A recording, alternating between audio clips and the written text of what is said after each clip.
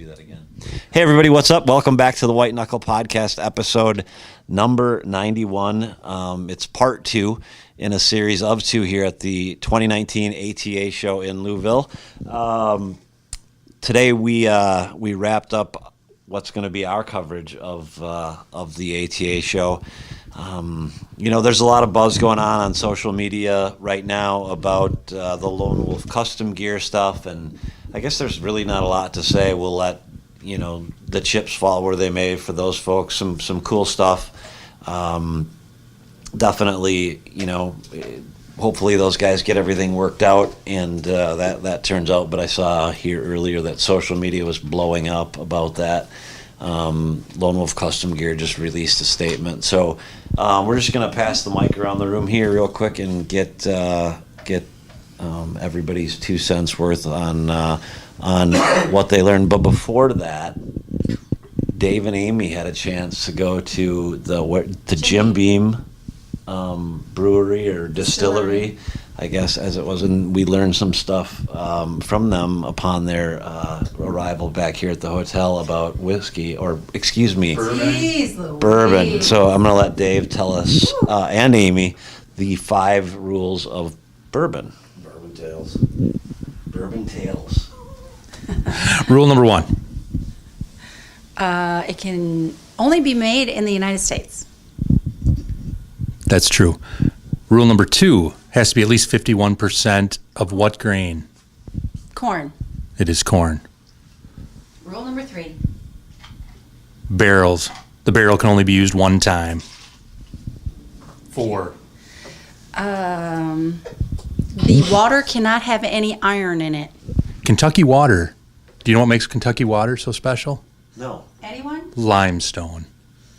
It takes all It is unique. of the metals out of water. Natural Sweet water. filtration. That's what they call it. It's a natural water softener. Yeah, sweet water. It's a beautiful thing.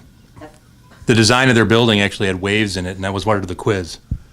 We got an extra shot. We got an extra shot for that. Which is probably the reason I can't think of rule number 5. Rule number 5 is it can only be between 126 proof and 70, correct? Correct. It has something to do with proof. But And if it's not, then it's whiskey. whiskey. And there's a world of whiskeys, but they Yeah. are not all bourbons. And where is the most bourbon drank in the world? Oh, this is a good quiz. Anybody? Wisconsin. No.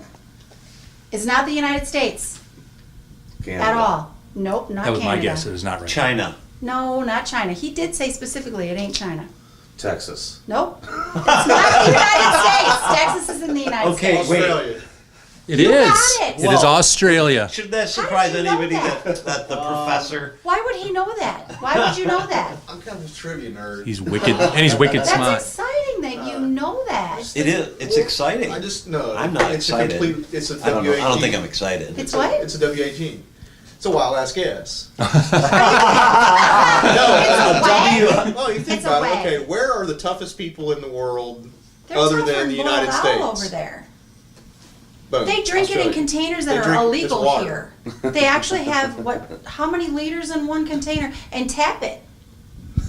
Yeah. Tap a liter. Tap it. Yeah. And the container they drink it out of because they drink so much is illegal here in the United States. Wow. Australia wins. Wow. Yeah. So that's what we learned. But Dave's going to tell you about what he learned from the show today. You want me to start with my ATA report? Absolutely. All right. My most impressive thing of the day was the Primos booth. It's probably part of their double bull line. It's that see-through material. We actually did a review of when they released that blind last year. Well, they made a little, I'll call it a 3-sided shell. You just set up and you sit behind it. It's got some windows cut out of it that you could shoot through, but the rest of the blind is see-through as well. So it's not like you're sitting behind something that you can't see out. I thought that was a neat little tweak, super light, and they made a turkey fan now that's made of the same material. So if you want to go creeping on them across the field, you don't have to look around the little blind or the little turkey fan. You can see right through it and move right at them to the ambush. Awesome. It was pretty cool. I didn't really see a whole lot. I pretty well just walked around like a zombie all day. But Scott, at least you saw more than your camera. I did see more than that. One of the really neat things that we did today was that I liked was talking to Mystery Ranch with their product designers, and having used their new treehouse pack most of this season, and how much I really, really like this pack.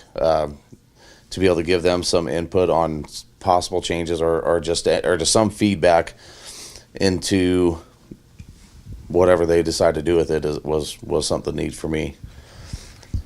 It was cool to be a part of the process. I got a little bit of feedback from the company that represents them on the marketing side, and they were super excited about everything that we had to say, and it's cool to be a part of something like that, and to see it evolve, and I think we'll probably see some stuff happen and changes made based on what we said.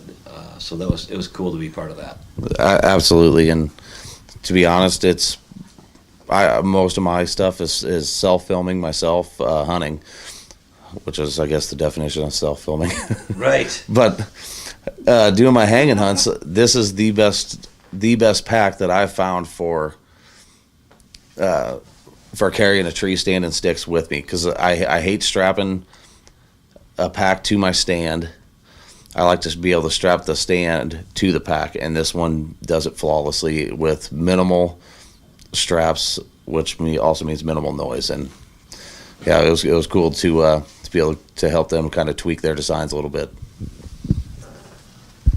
Yeah, I agree here. That those guys at Mystery Ranch seem like they're really invested in the whitetail side of things, and it shows. They're pretty receptive to a lot of different things. That is pretty cool to talk to those guys too. I agree there, Scott. A couple things that I saw, really one of the things I wanted to learn more about is the whole e-bike trend that's starting. And Colleen and I actually, did a riding trial on all the e-bikes they had here, Rambo, Quiet Cat, and Backcountry, and they've all got their selling points. They're all phenomenal, but is it a higher end product? Yeah, I mean you're going to spend some coin on it, but I think those e-bikes are one tool that could really change how you can hunt. Like it could really impact how you do things, change things, how you do things. And like we were just talking, for example, we have a farm that's set up where I have to get out of the truck. If I'm going to go check cameras in the summertime on this place, I have to get out of the truck right at daybreak to be able to get it done by noon. And I'm not hiking 19 miles or anything like these guys out west do, but it just takes a lot of time. Well, if you can do 20 miles an hour down rows of corn up against the timber instead of hoof it would cut down, and they've got a lot of customizability features on. Is that a word? Customizability? Yeah, it's a great word. Yeah. Silver-tongued devil. Yeah, I guess. But you could. It's just like those packs we were talking about. You could make it your own. Like you could customize it to whatever you want to pack or no pack. So those guys were great. I really liked all three. Did you ride? Yeah, I rode all three. Opportunity to ride with it with the little thing behind it? Yeah, I did. I actually wanted to do that With too. the trailer? Yeah, And they how did let that me. feel? I mean, flat surface. There so- could definitely be pros and cons to it. I think you could definitely overload it, of course, but and I think it would work. Riding on concrete's a lot different than mud. Right. But they showed me some videos of the backcountry guys showed me some videos that's they actually had people riding in the little carts, not just gear. It's pretty neat. But they've done a good job with all those. I'd like to try one out and have one on hand full time. It'd be awesome. The other thing that I saw is really not hunting related per se, but it's just kind of a neat gee whiz thing that my wife and I are interested to. We're remodeling part of our home and going to kind of build the trophy room we've always wanted. And these full range hanging systems. It's a big bracket that hangs. You can put your mounts in the corner. It's a bracket that attaches to the back of your mounts, and it allows you to space your mounts out and adjust and pivot and turn. And it's a modular system, so you can just pull one of your mounts off this position and stick another one there without a whole bunch of drywall screws and fiddling around and trying to hit a stud, blah, blah, blah, and all that crap that comes with trying to mount those. And the cool thing about it to me is what the kind of the angle that it gives you on your mounts. It kind of gives you that 3-dimensional. It pops them off the wall, and it definitely is more eye appealing than just a flat back surface. But that guy was Nick Kaiser. That guy was great. He showed us how to screw them in and the different mounting options.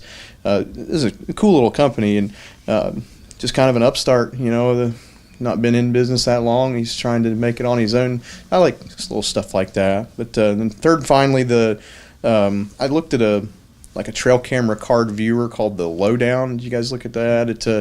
It's like a miniaturized tablet that's not a tablet, and it ranges for about 200-ish, 225.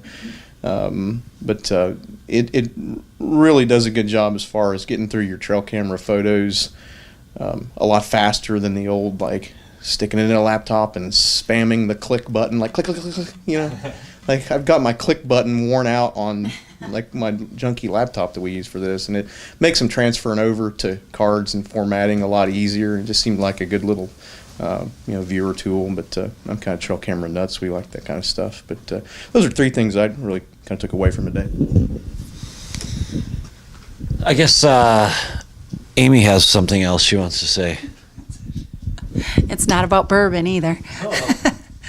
Oh. Just having experienced another ATA and walking around behind my husband, what I got the biggest kick out of is anybody in this room knows that Dave's a gear guy. Gear guy, he can read one page about bow rests for 2 hours. He looks at every little bit of it. So to watch him is kind of neat because he likes the opportunity to be able to get his hands on it and talk to the people that are making the product. And and I say bow rests, but shoes. He looked at the Crispies. He looked at the Danners. He looked at, what other boot were you looking at? Irish Setters, because for him, the feet is the most important part of a lot of it, whether in Wisconsin, whether it's cold, whether it's, walking any distance. But to watch him listen to the manufacturers and the creators of these products was fascinating for me. Because he studies gear, he has 1,000 questions that no one can answer but the people that make these things. So for 2 days, I watched this happen. Okay, what booth are we going to next? Well, I want to check this person out because, I saw this on their social media, their catalog site, whatever. So for me, it was kind of fun to tap into that whole experience of watching him learn about the gear that he studies for an hour. Cool. And I'll wrap it up with Fourth Arrow's new. They had a couple different things. They've got a new carbon arm. I don't know if anybody stopped by and saw that. It's no longer a tube of carbon. It's a square piece of carbon, which made it a whole lot more rigid. The other thing that I really liked on their stiff arm, I believe it is, with the run and gun mount, it's now got a dovetail receptacle, if you will, for the arm itself. So there's the arm, and I'll have a picture of it on our social media. There's the arm, and then attached to the arm is a the part that would go in the dovetail. So that's got a ball bearing a device where you used to just slide the male end into the female end, so to speak, and now the only part that gets slid in, the male end, is not something that's going to turn. It's going to sit in there, dovetails into the mount itself, and it just makes it a whole lot sturdier, it looks like to me, and it probably prevents it from wearing out to any extent. So with that'll close out our podcast for the ATA show. We're hopping on a plane tomorrow morning. I think everybody is headed somewhere, so That's it. Jason out.